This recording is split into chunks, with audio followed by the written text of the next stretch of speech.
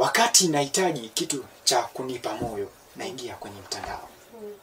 Wakati nina stress naingia kwenye mtandao. Lakini napata wakati wangu mwingi sana nimeutumia na mtandao.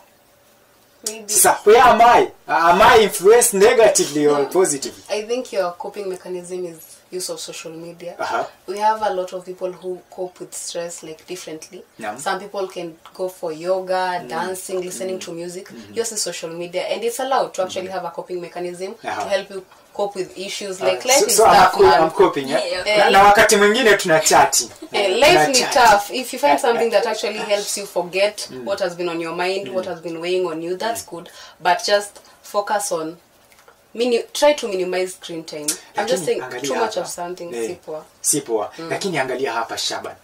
Kuna hawa wanasema mtandao ni mzuri sana manake kama ulikuwa unataka pengine ulikuwa na stress na ulikuwa unataka pengine mtu akucancel ukaenda kwa mtandao ukakwambia ChatGPT ukiingiza chochote inakupa. Ukisema I'm affected with something unaingia tu sio?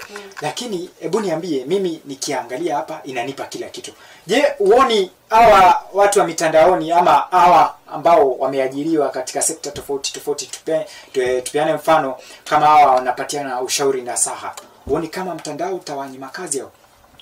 Okay, I do think you know audio software yenyewe inakupea answers. There's some people behind it. There's some people earning from it. So as much as tunataka kuangalia kazi ya huyu mtu mwenye anataka kazi ya kushauri watu or something, there's also this person gaining money from it. And honestly, as much as we would like to promote these people, how unaweza nunua bundles za 10 bob zikupe